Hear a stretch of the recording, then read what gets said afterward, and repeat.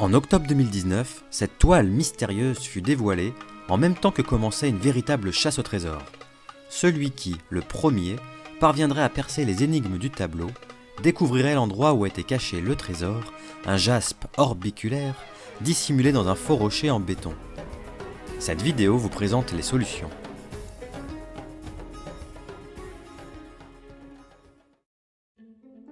Un premier regard sur la toile nous révélait un personnage au premier plan.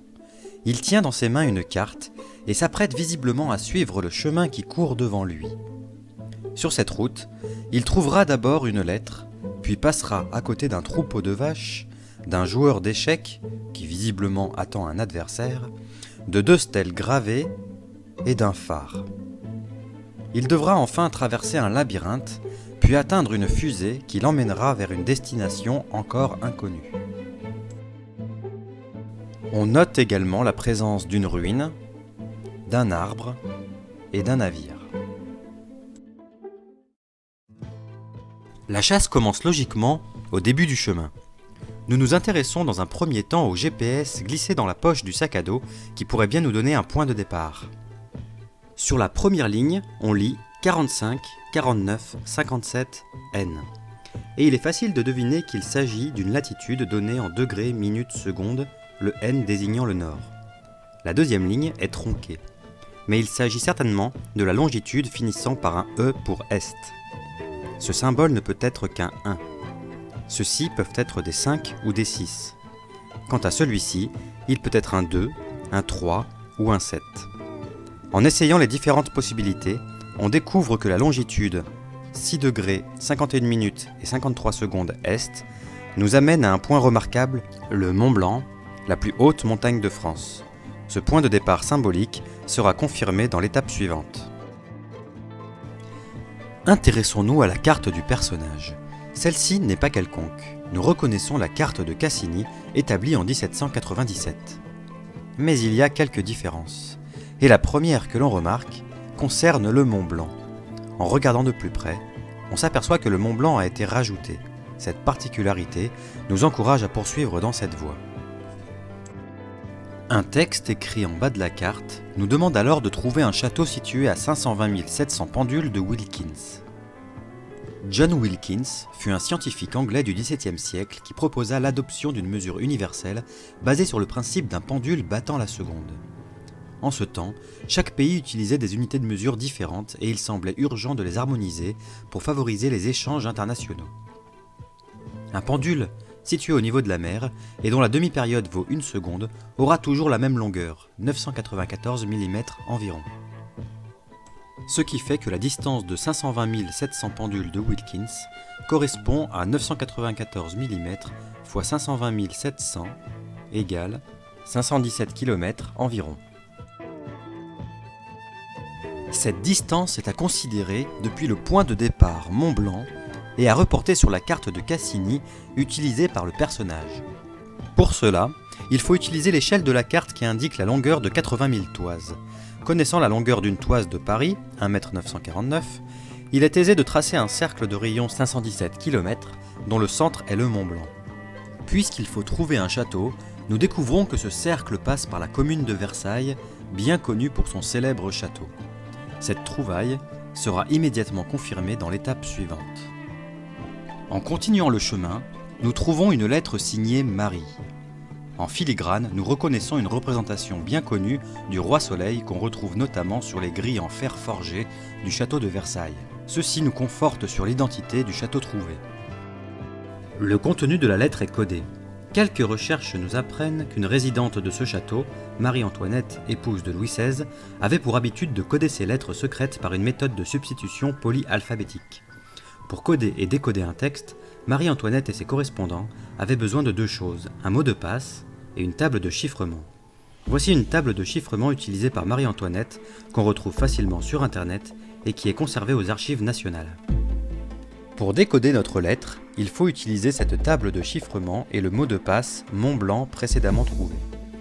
La méthode est simple, on associe les lettres du texte aux lettres du mot de passe, répétées en boucle, puis on transcrit grâce à la table. La première lettre de Mont Blanc est un M. On regarde donc la ligne M de la table. Notre lettre à déchiffrer est un S. La table nous dit de le remplacer par un A. On passe ensuite à la deuxième lettre, et ainsi de suite. Finalement, nous obtenons un texte en clair. À mi-chemin, suit la goutte d'eau. Le chemin qu'on vient de faire part du Mont Blanc et arrive au château de Versailles. Nous regardons à mi-chemin et observons que le centre de ce segment est situé au sud-ouest de la ville de Sombernon. Nous découvrons, au même endroit sur la carte de la toile, un nouvel ajout, 3 symboles qui peuvent être interprétés relativement à notre dernière trouvaille comme 3 gouttes d'eau. Mais que signifie « suit la goutte d'eau » et pourquoi y a-t-il non pas une, mais 3 gouttes d'eau représentées? Une goutte d'eau qui tombe quelque part va s'écouler, rejoindre des cours d'eau et voyager jusqu'à un océan ou une mer. C'est en regardant la carte des bassins versants qu'on peut connaître la destination d'une goutte d'eau. Par exemple, une goutte d'eau qui tomberait quelque part dans ce bassin versant rejoindrait la Loire puis l'océan Atlantique. Une autre qui tomberait dans celui-ci rejoindrait la Seine puis la Manche. Ce bassin, quant à lui, mène les gouttes d'eau dans le Rhône puis la mer Méditerranée. Or, nos 3 gouttes d'eau trouvées sur la carte du personnage se situent à la jonction de ces 3 bassins versants. En théorie, 3 gouttes d'eau qui tomberaient en cet endroit pourraient suivre 3 chemins complètement différents. Alors laquelle de ces gouttes d'eau faut-il suivre? La réponse nous est donnée par une vache de la toile. Cette tache a une forme identique au bassin versant de la Loire, et la position de ce point blanc correspond à la ville de Tours. Voici donc la destination de la goutte d'eau. Continuons le chemin, et nous tombons nez à nez avec un vieux sage qui nous attend pour disputer une partie d'échecs. L'orientation de l'échiquier est donnée par la position des cases noires et blanches.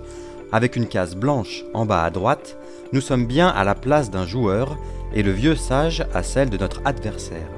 À première vue, les blancs ont une position écrasante de par l'avantage matériel dont ils disposent.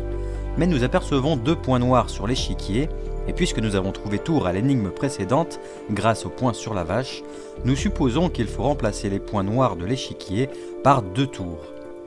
La position ainsi obtenue est bien plus équilibrée.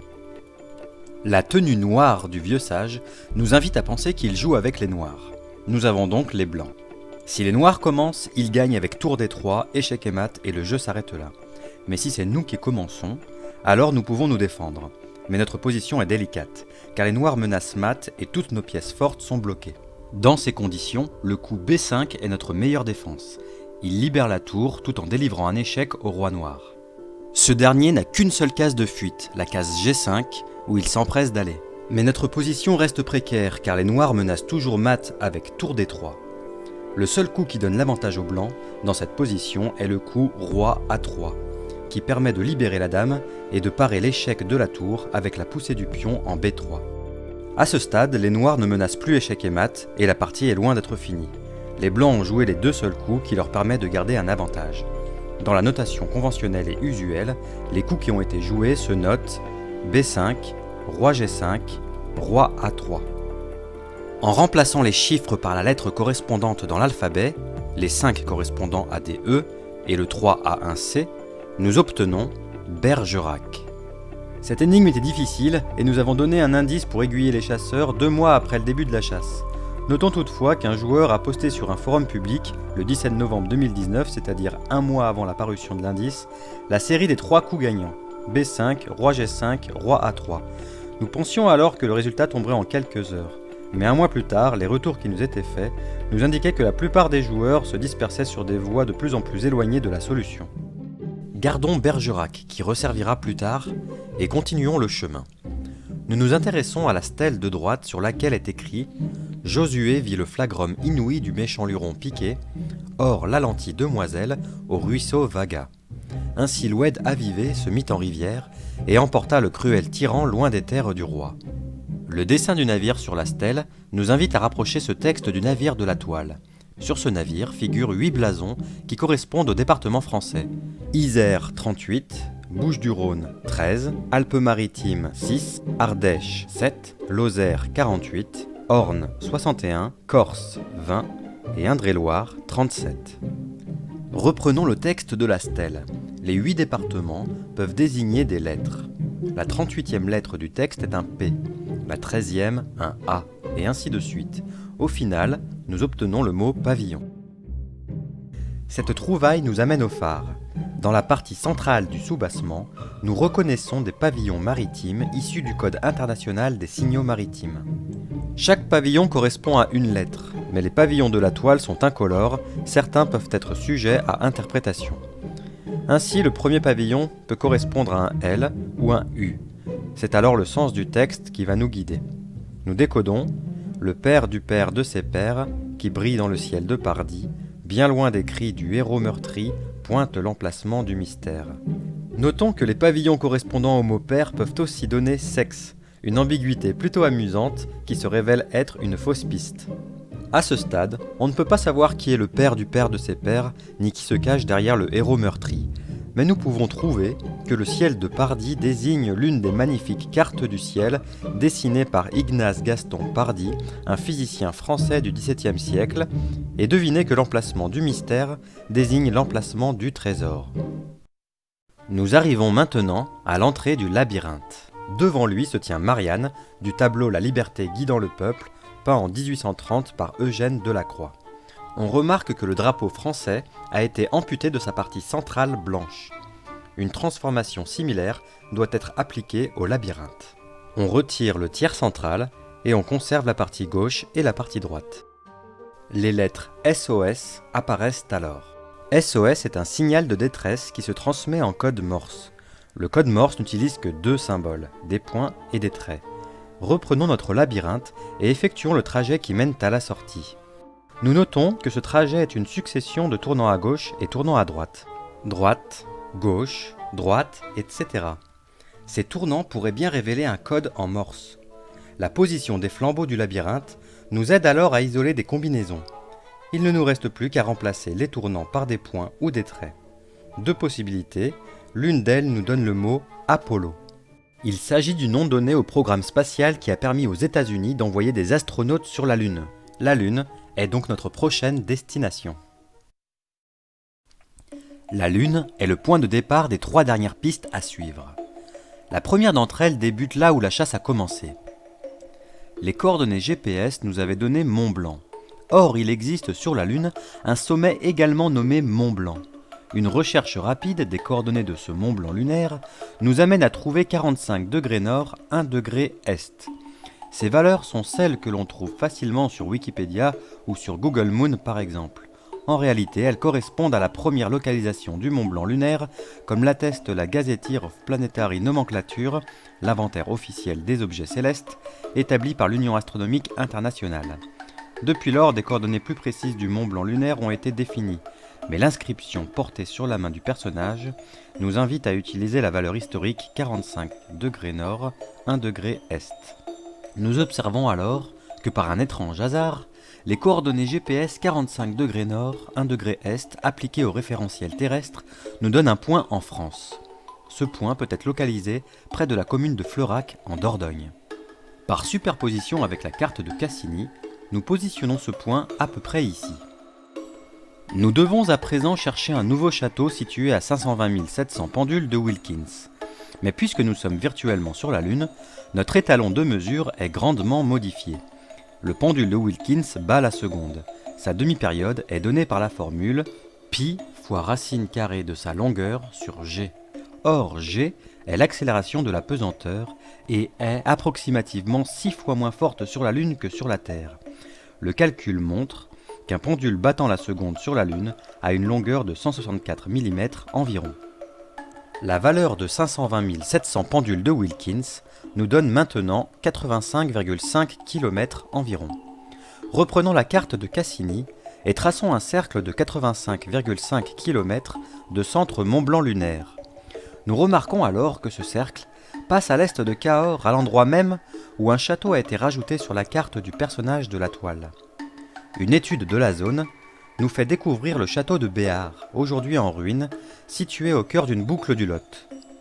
Cette découverte est confirmée par la présence d'une ruine sur la toile, sur laquelle est gravée une étoile située dans une boucle de forme équivalente. Nous retenons que le château de Béart doit être associé à cette étoile dans la boucle. Nous avons donné un indice le 28 février 2020, sous la forme d'un rébus, qui disait « Elle t'attend dans la boucle d'une rivière ». Descendons à nouveau le chemin et nous retrouvons le vieux sage et la partie d'échecs qui nous avait donné Bergerac. Une brève recherche sur internet sur le nom Bergerac combiné au mot lune nous renvoie vers l'histoire comique des États et empires de la Lune, un classique de la littérature française écrit par Savinien de Cyrano, dit Cyrano de Bergerac, au XVIIe siècle. La première édition de ce livre fut publiée 2 ans après la mort de son auteur. Une version est conservée à la Bibliothèque nationale de France et est consultable sur internet. Sur le bandeau, qui orne la page de titre, nous reconnaissons alors une tête de bouc que l'on retrouve sur l'une des 2 stèles gravées. Celle-ci nous confirme la piste à suivre. Nous parcourons alors l'ouvrage et remarquons 5 petites partitions incorporées au texte. Dans le récit, ces idiomes correspondent à un langage utilisé par les habitants de la Lune. Le premier désigne le nom d'un roi, le deuxième celui d'une rivière, le troisième celui d'un ruisseau, le quatrième celui d'une demoiselle et le cinquième celui d'un méchant. Or, nous retrouvons ces 5 éléments dans le texte de la stèle de droite: méchant, demoiselle, ruisseau, rivière et roi. Mis bout à bout dans l'ordre d'apparition dans le texte de la stèle, ces idiomes vont nous servir à désigner des lettres. Pour cela, nous plaçons les lettres du texte dans une grille et notons que les notes des partitions sont positionnées sur 4 hauteurs qui correspondent aux 4 lignes du texte.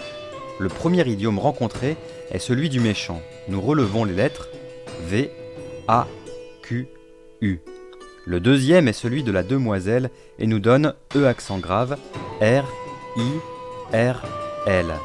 Nous continuons avec les 3 autres idiomes et nous obtenons Va quérir la lune de Minos. Dans la mythologie grecque, Minos est un roi légendaire de Crète qui a donné son nom à la civilisation minoenne. Or, l'un des objets les plus célèbres issus de cette civilisation se trouve être un disque d'argile dont la forme et la couleur peuvent évoquer la lune. Le disque de Phaistos est la lune de Minos, une mystérieuse céramique sur laquelle est imprimé des hiéroglyphes qu'aucun scientifique n'a encore réussi à interpréter. L'une des 2 faces de ce disque possède 30 cases. Celles-ci peuvent être mises en relation avec les 30 cases disposées sur le soubassement du phare. Nous pouvons alors comparer les 7 premières cases du phare dans lesquelles est écrit « Vous sombrerez comme une pierre » avec les 7 premières cases du disque. On remarque que chaque case du phare contient autant de caractères qu'il y a de hiéroglyphes dans les cases du disque. Ainsi, chaque hiéroglyphe peut être associé à une lettre. Dans la 25e case du phare se trouve un point d'interrogation. Dans le disque de Phaistos, cette case contient 4 hiéroglyphes. Nous savons, grâce à la phrase « Vous sombrerez comme une pierre », que le premier hiéroglyphe désigne un R, le deuxième un O, le troisième un M et le quatrième un E. Nous trouvons Rome. Nous trouvons donc Rome sur le pourtour du soubassement du phare. Cette ville peut être associée à la première ligne précédemment décryptée à l'aide des pavillons, le père du père de ses pères. En effet, dans la mythologie romaine, Romulus et Rémus sont les pères, autrement dit les fondateurs de Rome. Le père de Romulus et Rémus est Mars, dieu de la guerre, et le père de Mars est Jupiter, le dieu des dieux. C'est donc Jupiter qui pointe l'emplacement du mystère. La dernière piste que nous dévoile la Lune est celle du navire. Une recherche des mots associés navire et lune nous renvoie vers le navire La Lune de la marine de guerre de Louis XIV qui a coulé au large de Toulon le 6 novembre 1664. La seule représentation connue de ce navire est un dessin de Pierre Puget conservé au musée du Louvre. En regardant ce tableau, nous découvrons que l'un des vaisseaux a servi de modèle pour dessiner le navire de la toile. Ceci nous pousse à nous intéresser d'un peu plus près à ce tableau. Mais avant ça, nous pouvions remarquer la clé ajoutée dans le fanion et cette marque, qui est un symbole utilisé sur les cartes marines pour repérer les épaves. Nous retrouvons cette marque dans l'un des nœuds du cadre, nous invitant à la superposition. Nous découpons la clé et allons la placer dans le nœud. L'anneau de la clé cache 2 lettres et laisse apparaître 14. Les traits qui dépassent du paneton peuvent former le mot « Louis ». Nous pouvons prendre cette trouvaille comme une confirmation du navire Lune. En réalité, cette énigme avait pour unique but de justifier la présence de la clé en cet endroit pour dissimuler au joueur sa véritable utilité. Dans la conception de la chasse, cette énigme a été ajoutée sur le tard. Dans la première version du tableau, il n'y avait que le symbole épave dans le nœud du cadre, invitant au déplacement de la clé. Mais nous avions peur que les joueurs ne s'intéressent trop à cette clé et finissent par découvrir la suite sans avoir trouvé le tableau de Puget. Nous avons donc rajouté un cryptage Louis XIV, qui serait pris comme une confirmation du navire. Mais ce fut une erreur, car nous n'avions pas réalisé à quel point ce cryptage permettait aux joueurs de trouver le navire La Lune sans avoir besoin du mot Lune. C'est ainsi que dès les premières semaines après le début de la chasse, nous avons vu apparaître dans les solutions des joueurs le tableau de Puget.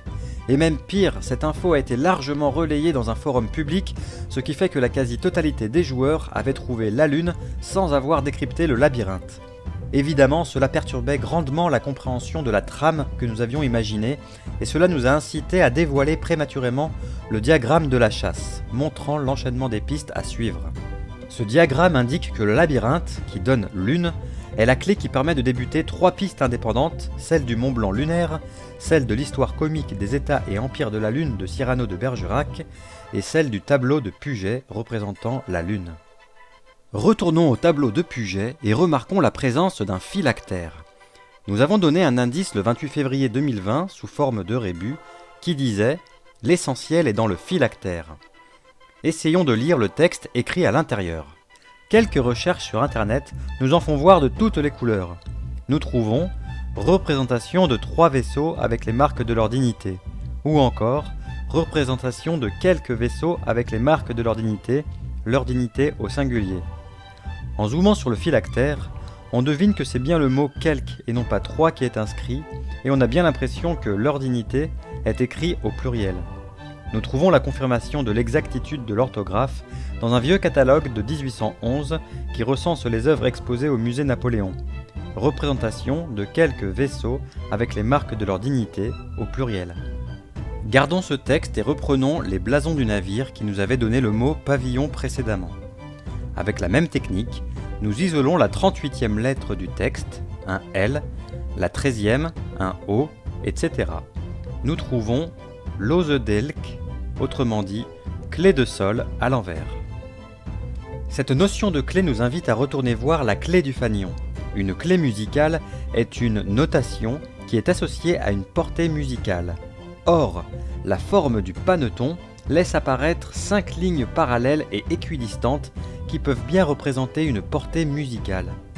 Prolongeons cette portée vers la gauche dans le cadre du tableau, et nous remarquons que des taches noires parfaitement positionnées peuvent être interprétées comme des notes de musique. Il y en a 16 au total. Cette partition doit être lue de droite à gauche. Ceci est suggéré par la trouvaille clé de sol écrit à l'envers, et par le fait qu'une clé de sol est toujours placée au début d'une portée. Écoutons la mélodie.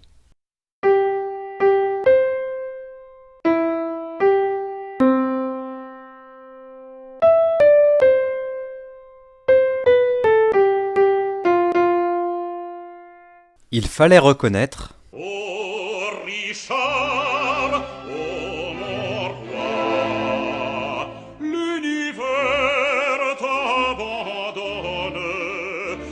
l'air de Blondel de l'opéra comique Richard Cœur de Lion, composé par André Grétry au XVIIIe siècle. Cette mélodie n'est pas connue de tous aujourd'hui, mais cet opéra est une œuvre majeure et l'air de Blondel, Ô Richard, ô mon roi, fut très populaire autrefois. Il est encore interprété de nos jours et fut même joué au château de Versailles en octobre 2019.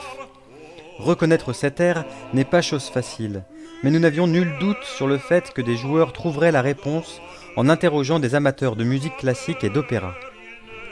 Richard Cœur de Lion. Il était considéré comme un héros en son temps et fut mortellement blessé à l'épaule par un carreau d'arbalète à Chalut le 26 mars 1199.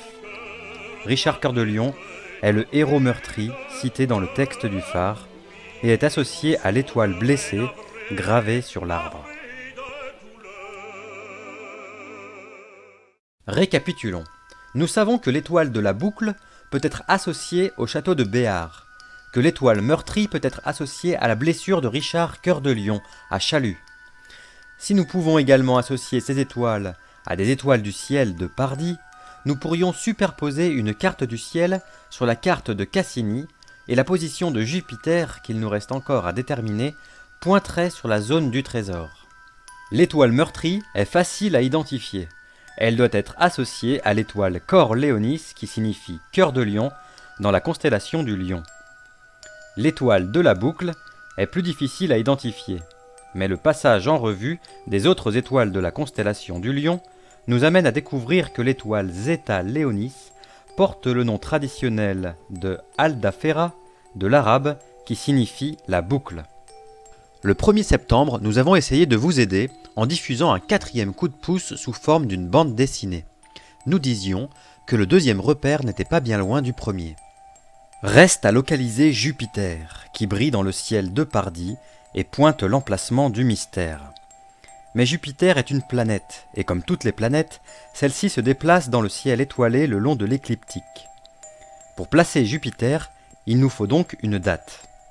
Or, le texte nous dit que Jupiter pointe l'emplacement du mystère loin des cris du héros meurtri. Cela signifie que le trésor se trouve loin de Chalut. Mais il faut surtout comprendre que Jupiter pointe l'emplacement du mystère le jour où Richard Cœur de Lion fut touché par un carreau d'arbalète. Il y avait un message caché dans le coup de pouce du 1er septembre. Nous disions « Ils vont bien finir par comprendre que ces cris sont éphémères ». Richard fut touché le 26 mars 1199. Nous pouvons utiliser un logiciel de carte du ciel en ligne pour connaître la position de Jupiter à cette date. Mais attention, les logiciels en ligne de carte du ciel utilisent le calendrier grégorien. Or, la date du 26 mars 1199 correspond au calendrier julien utilisé à cette époque. Le décalage est de quelques jours seulement, et cette différence n'a qu'une petite incidence sur la position de Jupiter. Mais puisqu'il faut être précis, il vaut mieux convertir. Le 26 mars 1199 du calendrier julien correspond au 2 avril du calendrier grégorien. Nous rentrons donc la date du 2 avril 1199 dans le logiciel. À cette date, Jupiter se trouve dans la constellation de la Vierge. Ça tombe bien, la Vierge se trouve à côté de la constellation du Lion avec ses 2 étoiles, Cœur de Lion et la boucle. Pour placer Jupiter, on compare la carte du ciel de Pardie avec celle du logiciel. On repère les étoiles de la Vierge et on reporte Jupiter. Nous pouvons à présent superposer la carte de Pardie et la carte de Cassini. Pour cela, nous devons préalablement positionner le château de Béarn au même endroit que sur la carte de la toile. On repère également la ville de Chalut, présente sur la carte de Cassini, et on superpose l'étoile de la boucle à Béarn et Cœur de Lion à Chalut. Le montage demande une grande précision. Lorsque l'opération est correctement réalisée, Jupiter indique une zone au nord de la ville de Senones et à l'est de la ville de Lunéville. Au nord de Senones, dans la zone pointée par Jupiter, nous découvrons un paysage vallonné du massif des Vosges, recouvert de forêts domaniales. Pour trouver le trésor, il nous reste encore à déterminer un emplacement précis. Pour cela, il faut reprendre la carte de Cassini et la toile. Puisque les 2 étoiles boucle et cœur de lion sont présentes sur la toile, il est possible de réaliser une superposition de la carte du ciel sur la toile. La position de Jupiter pointe cette fois-ci le sommet d'une montagne dans le paysage vallonné de la toile. Si on comprend que le trésor se trouve au sommet de cette montagne, alors il doit être possible d'identifier le paysage vallonné de la toile. Cette grande étendue d'eau ne peut être que le lac de pierre percée. Et ce que l'on a pris initialement pour un pont est en fait le barrage. Enfin, l'orientation du point de vue nous est donnée par les points cardinaux gravés sur une pierre de la toile. Ces points cardinaux sont inversés et nous incitent à effectuer une transformation en miroir du paysage. Nous comparons alors le paysage de la toile avec un logiciel de carte en 3 dimensions comme Google Earth ou Géoportail 3D. En s'appuyant sur le lac et la position du barrage, il est facile de retrouver le bon point de vue. Nous reconnaissons alors la forme du lac, la montagne au premier plan et la montagne du phare et de l'arbre, aucun doute possible. Il est maintenant aisé d'identifier le sommet pointé par Jupiter.